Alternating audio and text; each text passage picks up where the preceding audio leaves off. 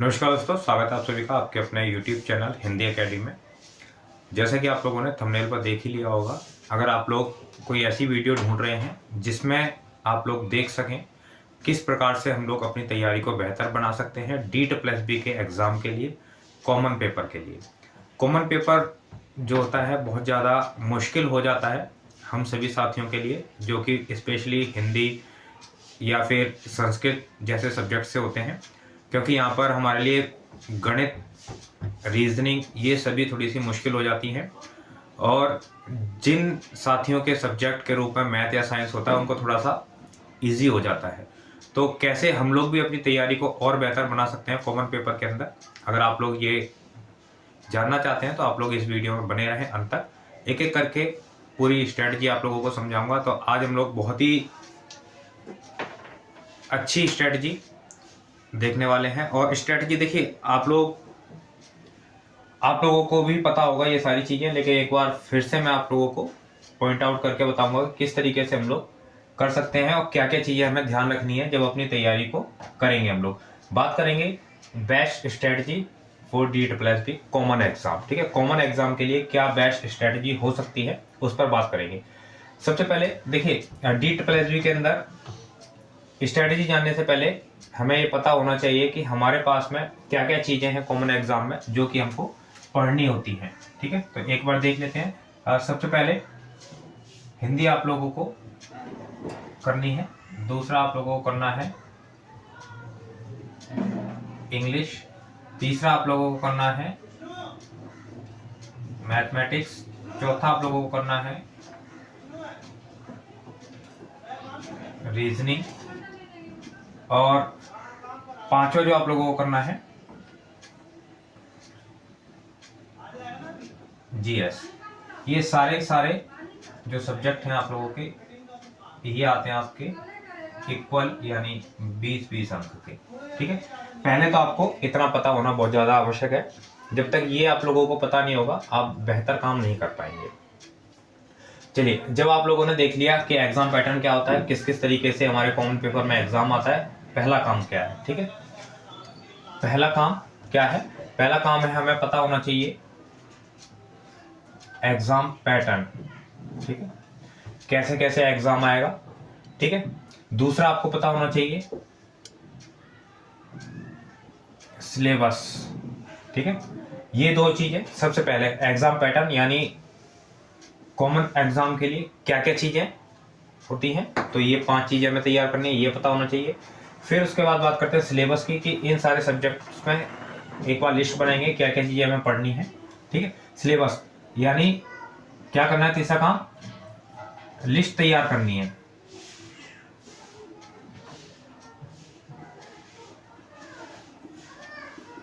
ठीक है, जो टॉपिक हम लोगों को पढ़ने हैं सब्जेक्ट वाइज, उनकी एक लिस्ट अच्छे से तैयार करेंगे पहले हम लोग तैयारी को पूरा करने से पहले। ठीक है, क्या करना है, सबसे पहले एग्जाम के पैटर्न को पता होना जरूरी है। दूसरी बात क्या होना चाहिए, सिलेबस पता होना चाहिए। सिलेबस के बाद में क्या करेंगे, जब सिलेबस पता चलेगा, जैसे हिंदी में है कौन कौन से टॉपिक हम लोगों को पढ़ने हैं, वो सारे के सारे टॉपिक की एक लिस्ट बना लेनी है।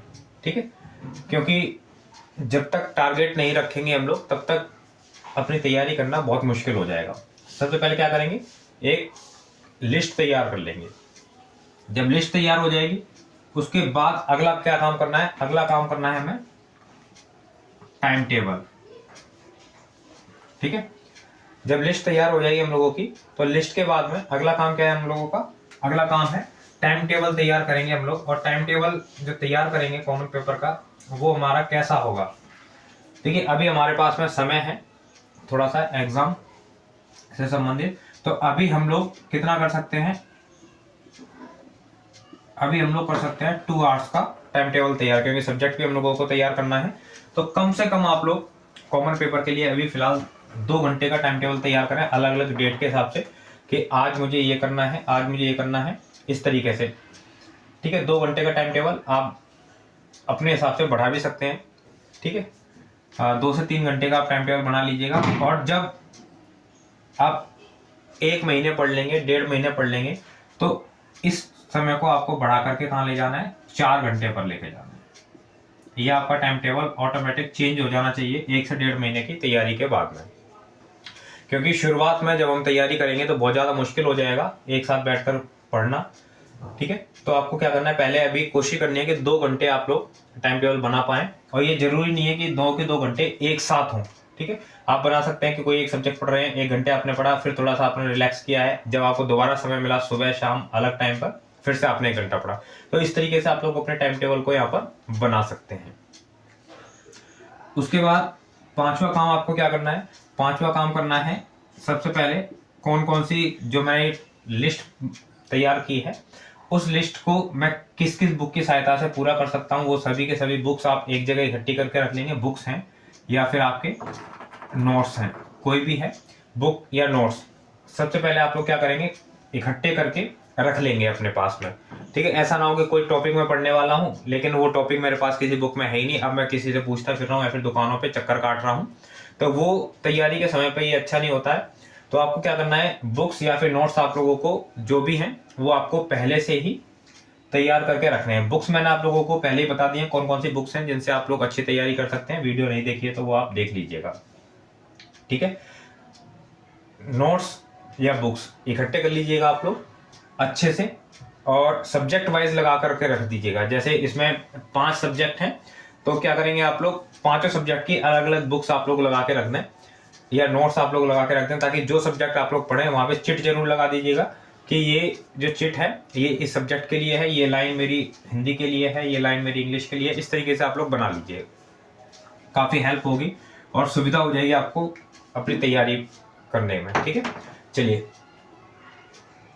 अब क्या करना है, अब आप लोगों को टाइम टेबल आप लोगों ने बना लिया, बुक्स बना इकट्ठी करके रख ली। अब आप लोगों को इस टाइम टेबल के अकॉर्डिंग इन बुक्स को पढ़ना है अपनी क्षमता के अनुसार। ठीक है, कि क्षमता के अनुसार यानी एक ये भी देखेंगे कि मान लीजिए मेरा हिंदी अच्छा है, मान लीजिए मेरा इंग्लिश अच्छा है, लेकिन मैथ अच्छा नहीं है, रीजनिंग अच्छा नहीं है, तो इनको थोड़ा सा मैं अधिक समय दे दूंगा, इनके लिए थोड़ा सा कम समय रखूंगा। तो इस तरीके से टाइम टेबल आप बनाएंगे और इसी तरीके से आप लोग उसको फॉलो करना शुरू करेंगे। अब क्या करना है आपको, जब आप पढ़ना शुरू करेंगे तो पढ़ने के बाद में एक तो वीकली टेस्ट, आपने क्या पढ़ा है क्या नहीं पढ़ा उसके लिए वीकली टेस्ट करना बहुत ज़्यादा जरूरी है। वैसे तो जो भी टॉपिक आप पढ़ेंगे उसका प्रैक्टिस साथ के साथ करनी है, प्रैक्टिस ऐसी बुक जरूर लेकर के आए आप। अगर कोई टॉपिक पढ़ रहे हैं, मान लीजिए हिंदी में संज्ञा पढ़ा आपने, तो संज्ञा से संबंधित पिछली परीक्षाओं में जो प्रश्न पूछे गए हैं वो आपके प्रैक्टिस के लिए होने चाहिए आपके पास में, और उनको आप सॉल्व कर रहे हो। ठीक है, बाकी ये तो साथ के साथ करना है, लेकिन वीकली टेस्ट आप दे सकते हैं। आपने सारे सब्जेक्ट पढ़े हैं तो वीकली कोई टेस्ट आप लोग कर सकते हैं। और सबसे बेहतर जो होता है वीकली टेस्ट के लिए, एक तो आप मार्केट से कोई भी बुक ले सकते हैं। ठीक है, फर्स्ट पेपर के लिए काफ़ी सारी बुक मिल जाती हैं प्रैक्टिस के रूप में। और इसके अलावा सबसे जो बेस्ट तरीका है वो क्या होता है, वो है पिछली परीक्षाओं के प्रश्न पत्र। DSSB ने जितनी भी परीक्षाएं पहले ली हैं, ये जरूरी नहीं है कि वो TGT, PGT या फिर PRT की हो, है ना, क्योंकि कॉमन पेपर DSSB जितना भी परीक्षाओं में लेता है वो कॉमन पेपर सबका सेम होता है। ठीक है, तो पुराने प्रश्न पत्र जितने आप कलेक्ट कर सकते हैं उतने आप कलेक्ट कर लीजिए, और नहीं तो मार्केट में बुक आती है पुराने प्रश्न पत्रों के लिए जिसमें प्रश्न पत्र आप लोगों को सॉल्व मिल जाएंगे। ठीक है, और वो प्रश्न पत्र आप ले लीजिए और वहां से उनको वीक में एक बार कम से कम जरूर तैयार करिए। ठीक है, इतना अगर आप लोग करते रहेंगे तो आप बहुत अच्छे से अपने जो कॉमन पेपर है उसको तैयार कर लेंगे। बहुत ज़्यादा मुश्किल नहीं है, 6 पॉइंट मैंने आप लोगों को बताए हैं। 6 पॉइंटों को अगर आप लोग बहुत अच्छे से एक एक करके तैयार करते हैं, अब देख करके आप लोगों को क्या लग रहा होगा ये तो हमको मालूम है, या फिर आप क्या कहेंगे ये तो बड़े आसान से पॉइंट है, इनको तो हम कर लेंगे, लेकिन बड़ा ही मुश्किल होता है। ठीक है, देखने में जितने आसान है फॉलो करने में उतने ही ज़्यादा मुश्किल होते हैं। तो जब आप फॉलो करेंगे, 1 हफ्ते तक आप लगातार फॉलो करें और आपको पता चलेगा ये कितने आसान पॉइंट हैं या कितने मुश्किल पॉइंट है। शुरुआत में थोड़ा सा आप लोगों को मुश्किल का सामना करना पड़ सकता है, लेकिन धीरे धीरे करके जैसे ही ये आपकी दिनचर्या में आ जाएंगे, आप लोगों को अब बड़ा मज़ा आना शुरू हो जाएगा इनको तैयार करने में। आशा करता हूँ आप लोगों को आज की वीडियो पसंद आई होगी। अगर वीडियो पसंद आई है तो वीडियो को लाइक करें, दोस्तों को शेयर करें, और चैनल पर आए हैं नए तो चैनल को सब्सक्राइब करके जरूर जाइएगा, क्योंकि इसी प्रकार की और भी वीडियोस आप लोगों को मिलने वाली हैं। और लाइव क्लासेस से आप लोग जरूर जुड़ते रहिएगा। लाइव क्लास में हम लोग डिस्कस करते हैं जितना भी हमारा पुराने पेपर हैं या फिर महत्वपूर्ण टॉपिक्स हिंदी के, उनको हम लोग तैयार करते हैं। तो लाइव क्लास बिल्कुल ना छोड़ें। अभी तक अगर आपने अपने फ़ोन में इंस्टॉल नहीं किया है तो इंस्टॉल कर लीजिएगा हिंदी एकेडमी का ऐप, क्योंकि वो भी आप लोगों को बहुत ज़्यादा हेल्प करने वाला है आपकी परीक्षा में। वीकली टेस्ट हम लोग वहाँ पर देखेंगे, और हिंदी से संबंधित अगर आप लोग कोई टॉपिक पढ़ रहे हैं तो टॉपिक वाइज भी टेस्ट आप लोगों को वहाँ मिलेंगे। और पूरा एग्ज़ाम जो 20 नंबर का आप लोगों का कॉमन पेपर का होता है, उसके भी आप लोगों को नोट्स वहाँ पे मिल जाएंगे। साथ ही जितनी भी प्रैक्टिस है, आप काफ़ी अच्छी प्रैक्टिस वहाँ पे कर सकते हैं। साथ ही अगर आप लोग मेरे साथ में जुड़ करके अपनी तैयारी को और बेहतर करना चाहते हैं तो बोर्ड पर नंबर दिया गया है, इस नंबर पर आप व्हाट्सअप कर सकते हैं और हमारे साथ कोर्स में जुड़ सकते हैं। मिलते हैं हम लोग अगली वीडियो में अगले टॉपिक के साथ में। बहुत बहुत धन्यवाद आप सभी साथियों का।